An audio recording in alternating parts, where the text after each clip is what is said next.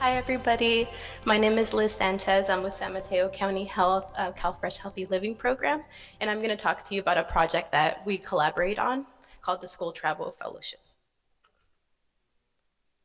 Okay, so one of our main priorities is supporting school travel with equity and empathy. And to give you guys a little bit of a backstory about how the program came to be, so thinking back to during the pandemic when schools were going to reopen for in-person learning, the San Mateo County Office of Education Safe Routes to School program held a workshop and a walk audit with Mark Fenton, who is a public health active transportation expert.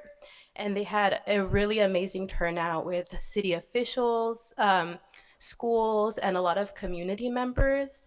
And with a lot of things, sometimes you get good recommendations and feedback, and you don't really know where to go with it. And those things just sit over time. So we wanted to make sure that that didn't happen and we didn't lose any of the momentum that we gained during that workshop. So that's essentially how the program was created. So I'll explain a little bit more about that.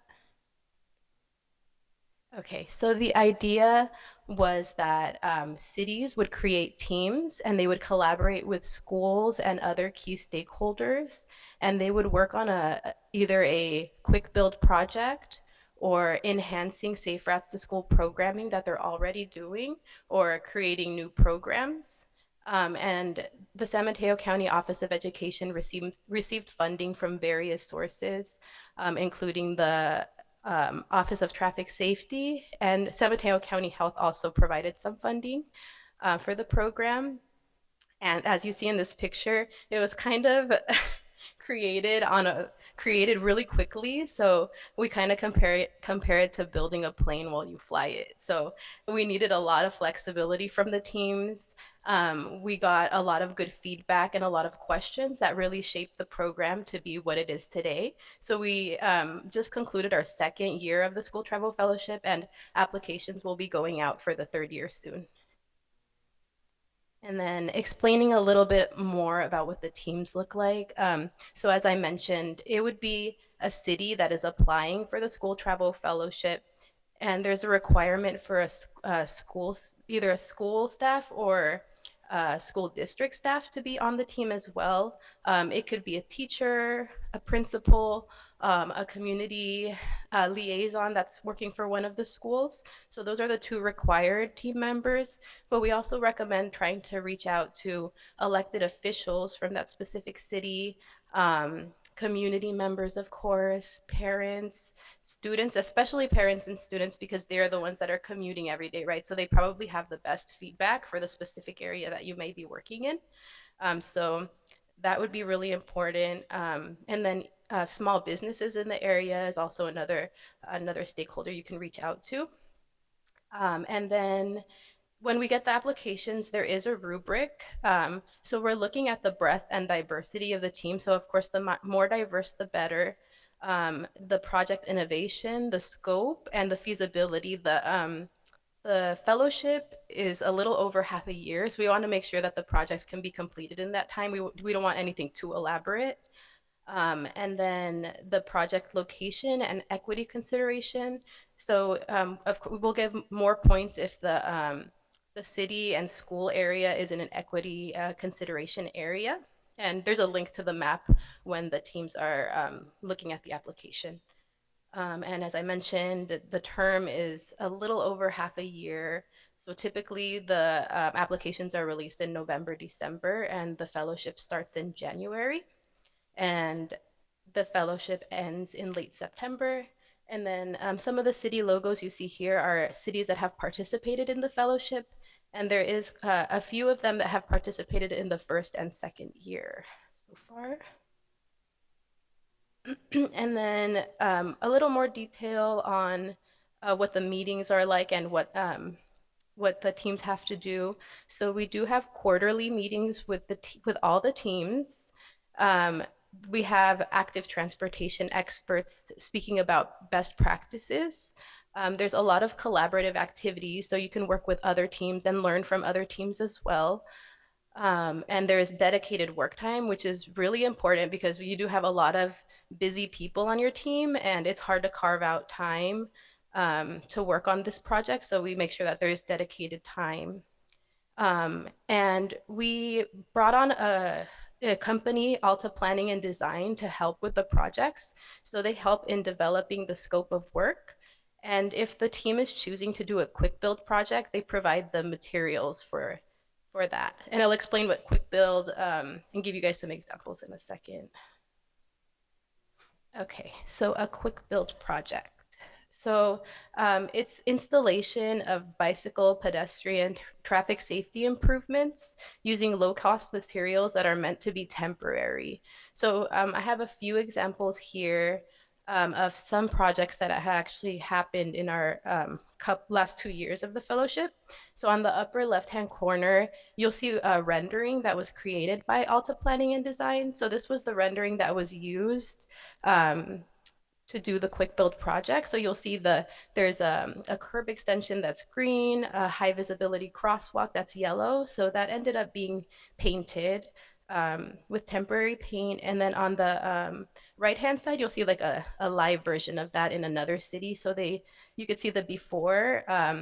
They added also a curb extension, and then high visibility crosswalk added like the yellow striping across the crosswalk to make it a little bit more visible. And the idea for the extension is that the pedestrian will be further out into the street and won't be missed by a car. That was a very common thing that we saw for a lot of the cities that ended up doing high visibility crosswalk, that there's a lot of intersections where like a student may be crossing the street and the car won't notice until the very last second. So it's very dangerous. And then at the bottom, we have one of our success stories actually at East Palo Alto. In the first year of the fellowship, they made 2 of these mini roundabouts. And the fun thing is with these quick build projects is you could invite the school community to help paint and feel like they're a part of the project. A lot of schools decide to do like a specific design or use planters and just like beautify the area. So they did this in 2 intersections, the same design in 2 intersections where there's a few schools and a lot of biking and walking to school in those areas. And the cool thing also with these temporary projects is that Alta creates a QR code where the community can scan and provide feedback on these projects to see if they think it's working, if they think there should be any changes. Because of course we don't want to install something in the community that they don't think is useful, right? Like if it's not working, what's the point? And also with these quick build projects, it's also really good because you're getting that feedback before you decide to do anything permanent. So if it doesn't work, there's nothing really lost. And then also gathering feedback like through QR codes isn't always as effective or efficient depending on what community you're working for. So we also gathered some feedback at drop off at one of the schools, and of course provided coffee and pastries to entice people to our table and answer our questions.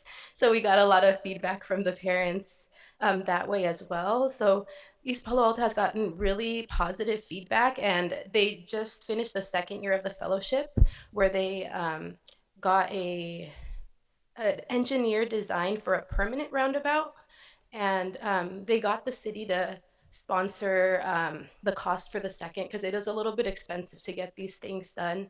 And now they're in the process of getting grant funding to get it permanently installed. So it's really awesome success story with them.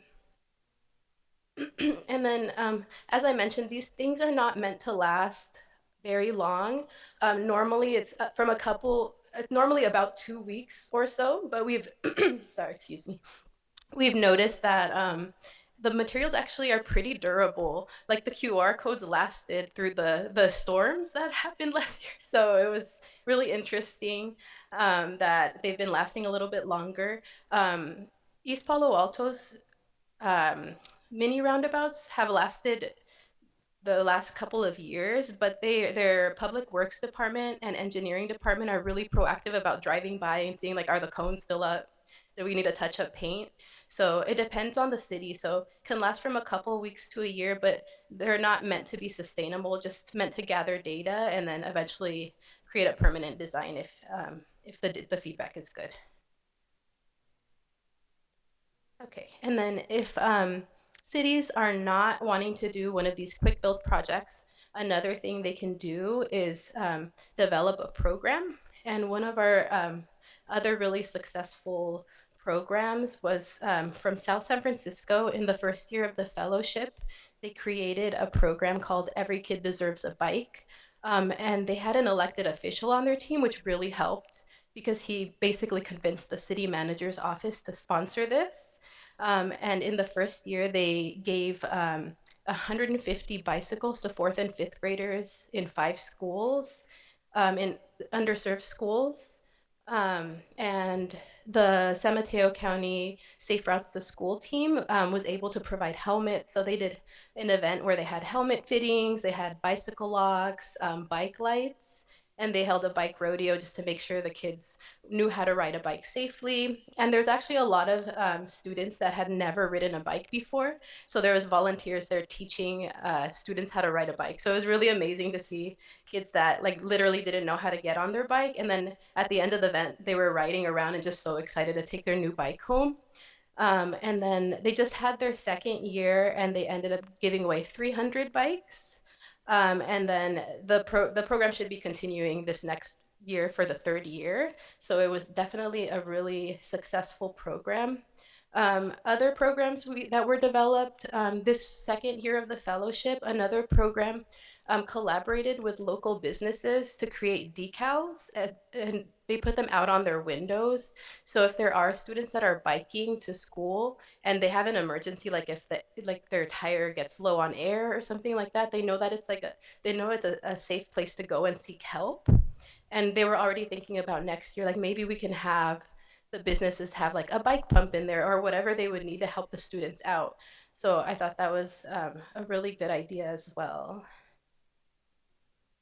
Okay, and now for some of the lessons that we learned through this process is that flexibility is key. Relationship building upfront is crucial.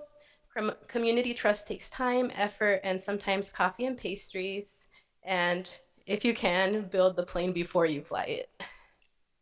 And then I just have my contact information if you guys have any questions, but I'll also be around if you have any specific questions for me.